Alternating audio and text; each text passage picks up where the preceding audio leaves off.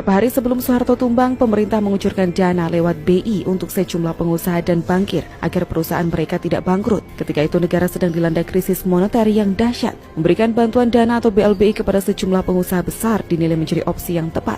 Salah satunya Tommy Soeharto, pemilik PT Timor Putra Nasional yang digadang-gadang memproduksi mobil nasional. Tapi ternyata Tommy dan beberapa obligor atau debitur lain dinilai nakal sebab ogah melaksanakan kewajibannya pada negara.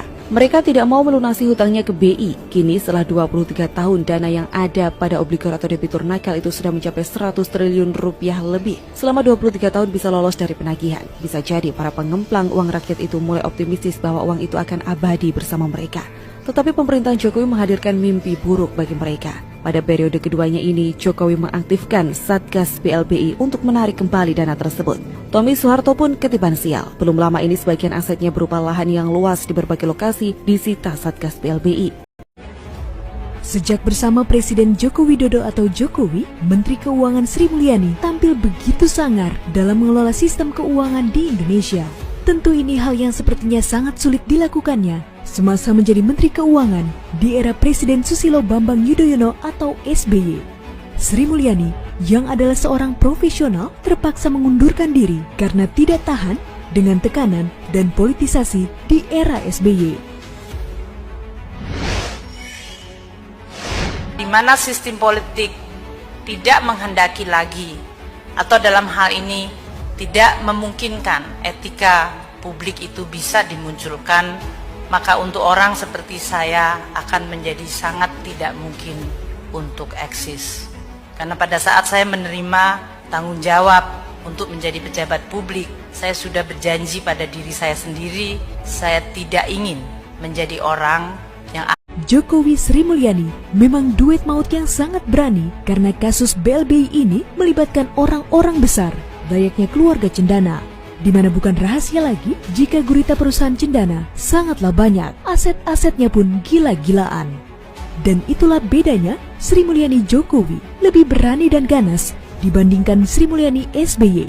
Inilah yang dinamakan kalau kepala beres, maka ke bawahnya akan beres juga. Kita pun harus mendukung langkah Sri Mulyani Jokowi karena ketegasannya.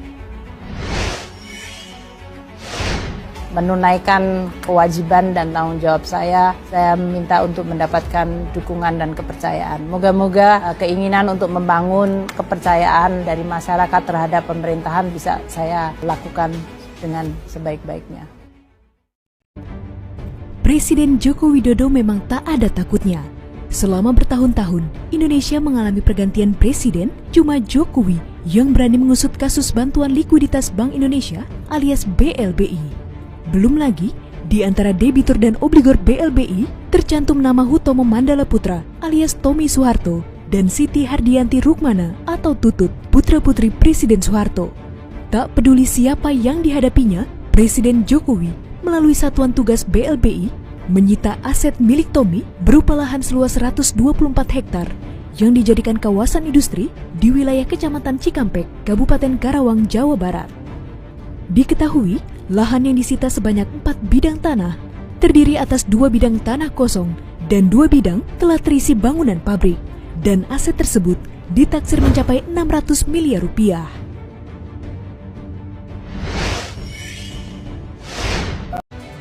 Apalagi, Indonesia adalah negara berkembang pertama yang menduduki kursi presidensi G20. Dan setelah G20 selesai, Indonesia dipercaya menjabat keketuaan ASEAN.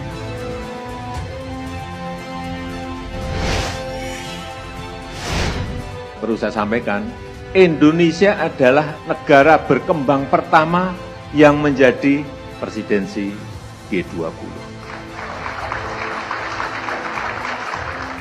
Setelah kita menjadi keketuaan di G20, berikutnya di tahun 2022 nanti kita juga akan menerima tongkat menjadi ketua di ASEAN juga.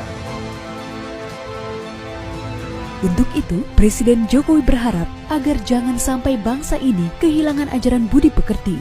Hal tersebut adalah warisan kearifan lokal untuk mengelola kehidupan, baik secara seni dan budaya yang memiliki keragaman. Presiden Jokowi sedang membangun peradaban Indonesia hingga ribuan tahun yang akan datang. Sebagai perbandingan, kita bisa lihat pembangunan jalan tol. Selama 36 tahun dari 1978 hingga 2014, 36 tahun jalan tol di Indonesia yang terbangun sepanjang 795 km. Tapi semasa 7 tahun pemerintahan Jokowi sudah terbangun kurang lebih 1.598 km. Artinya kecepatan pembangunan jalan tol per tahunnya 10 kali lebih cepat. Tentu Presiden Jokowi bukan hanya membangun jalan tol. Jalan raya biasa dan infrastruktur lain pun juga dibangun. Ada jembatan, waduk, bandara, rangkaian pelabuhan-pelabuhan, tol laut dan tol langit yang membuat masyarakat terkoneksi. Ya, terkait dengan meluasnya berita tentang panggilan kepada Tommy Soeharto untuk menyelesaikan tunggakan hutang kepada negara terkait BLBI, bantuan likuiditas Bank Indonesia, maka perlu kami tegaskan bahwa yang diundang itu adalah semua sekitar 48 obligor dan debitur yang punya hutang kepada negara sebesar 111 triliun. Jadi jangan salah bahwa ini hanya Tommy Soeharto, semua dipanggil. Cekam pihak asing di masa SBY berwibawa dan dipuji di masa Jokowi. Kepemimpinan Pak Jokowi ini lebih non-mainstream ya. Jadi kreativitasnya itu memang lebih teruji dan pemerintahnya itu diakui oleh rakyat dengan kepemimpinan berjenjang yang dipilih langsung. Bahkan beberapa tokoh dunia juga mengakui. Kita harus meninggalkan cara-cara lama. Kita harus meninggalkan pola-pola lama. Baik dalam mengelola organisasi, baik dalam mengelola lembaga-lembaga, maupun dalam mengelola pemerintahan. Kita harus menuju pada sebuah negara yang lebih produktif, yang memiliki daya saing, yang memiliki fleksibilitas yang tinggi. Jokowi itu ciri khas pemimpin yang lahir dari banyaknya tekanan. Meski begitu saya yakin otaknya terus bekerja. Jujur, kita pasti merasa sangat bangga ya, karena Presiden Jokowi yang telah membuat nama bangsa Indonesia lebih berwibawa. Tidak dilecehkan apalagi disadap oleh negara tetangga seperti yang terjadi di masa SBY. Indonesia juga sekarang tidak mudah diatur oleh pihak asing sehingga Presiden Jokowi berani melawan. Indonesia merupakan salah satu negara di Asia Tenggara yang punya potensi untuk menjadi negara besar di dunia, tapi malah dilecehkan oleh pihak asing di masa pemerintahan SBY. Lewat Sri Mulyani yang merupakan Menteri Ekonomi di Indonesia menjadi sosok yang paling penting di dalam memperjuangkan dan mengembalikan uang negara kepada negara. Presiden Joko Widodo tidak salah memilih Sri Mulyani yang berani menabuh genderang perang dan menyatakan perang terbuka dengan keluarga cendana. Kalau mau dikata apa mau, Sri Mulyani ini tidak menjadi sosok yang cukup favorit dibahas oleh pemberitaan media massa. Karena apa yang dia katakan seringkali sulit dipahami oleh media dan rakyat. Penjelasannya tentang utang negara sebenarnya sangat menarik jika dibahas, namun banyak yang enggan membahasnya karena itu bukan makanan lunak. Sri Mulyani menyajikan pemikirannya dengan cara yang terpelajar dan memang tidak mudah diterima oleh banyak orang.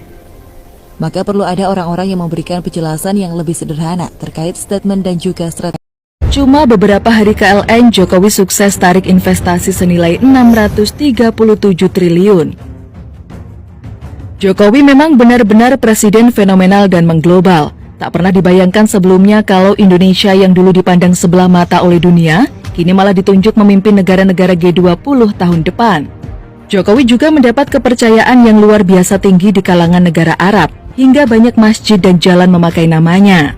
Di dalam negeri, Presiden kurus kita juga tak kalah fenomenal. Baru kali ini ada Presiden RI yang sukses menggebuk ormas radikal hingga memburu puluhan debitur BLBI. Rasanya kalau bukan Jokowi yang jadi presiden, tak mungkin semua pencapaian ini terlaksana. Tak mungkin juga Indonesia dipercaya mengelola investasi senilai 600 triliun rupiah lebih. Investasi bernilai fantastis yang diperoleh dari lawatan KTT G20, COP26 hingga kunjungan ke negara Arab di UEA. Cadangan devisa Indonesia naik tajam pada bulan September. Kenaikan itu membuat cadangan devisa tanah air pun mencatat rekor tertinggi sepanjang sejarah Indonesia merdeka. Berdasarkan laporan Bank Indonesia, cadangan devisa per akhir bulan lalu adalah 146,9 miliar dolar Amerika Serikat, alias naik 2,1 miliar dolar dari posisi bulan Agustus. Posisi cadangan devisa tersebut setara dengan pembiayaan 8,9 bulan impor, serta berada di atas standar kecukupan internasional yaitu di sekitar 3 bulan impor. Peningkatan posisi cadangan devisa antara lain dipengaruhi oleh penerimaan pajak dan jasa serta penarikan utang luar negeri pemerintah. Bank Indonesia menilai cadangan devisa tersebut mampu mendukung ketahanan sektor eksternal serta menjaga stabilitas makroekonomi dan sistem keuangan.